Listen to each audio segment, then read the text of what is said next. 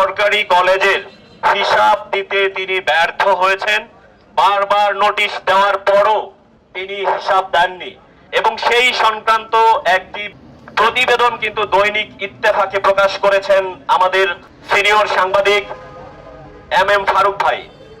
ওই প্রতিবেদনের জেরে তার উপর বিভিন্ন ফেক আইডি থেকে, বিভিন্ন ফেক পেজ থেকে হুমকি দেওয়া হচ্ছে। হুমকিদাতাদের বলতে চাই, যদি আপনাদের জন্মের পরিচয় ঠিক থাকে তাহলে অবশ্যই আপনারা প্রকাশ্যে হুমকি দেন, দেখি যে আপনারা সাংবাদিকদের বিরুদ্ধে কতটুকু লাগতে পারেন, আমরাও সেটা দেখতে চাই। সেই সঙ্গে যেহেতু তথ্য প্রযুক্তির যুগ, আমি শ্রীপুর থানার ওসি এবং গাজীপুর জেলা পুলিশ সুপারকে উদ্দেশ্য করে বলতে চাই, আপনারা তথ্য প্রযুক্তি ব্যবহার করে হুমকিদাতাকে চিহ্নিত করুন এবং শাস্তির আওতায় নিয়ে আসুন।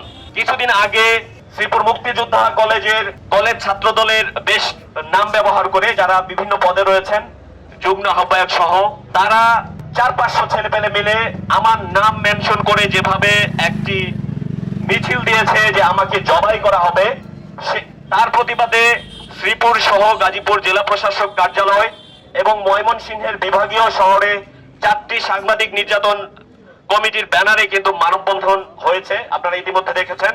এবং এরপরও যে প্রশাসনের টনক নড়ছে না, আইন শৃঙ্খলা রক্ষাকারী বাহিনীর যেই অচল অবস্থা আমরা খেয়াল করছি, সারা বাংলাদেশে সাংবাদিকদের বিরুদ্ধে যে ধরনের হুমকি এবং ফিজিক্যালি তাদেরকে অ্যাটাক করা হচ্ছে, এর আসলে একটা বিহিত হওয়া দরকার। কারণ সাংবাদিক, আপনারা জানেন যে সাংবাদিকরা হচ্ছে জাতির দর্পণ, এ জাতির আয়না। যদি আমরা না থাকি, যদি আপনারা মনে করেন যে এক মুহূর্তের জন্য মনে করেন যে সাংবাদিকরা নেই, তাহলে দেশের পরিস্থিতি আপনারা কিভাবে দেখবেন, কিভাবে জানবেন, কিভাবে উপলব্ধি করতে পারবেন?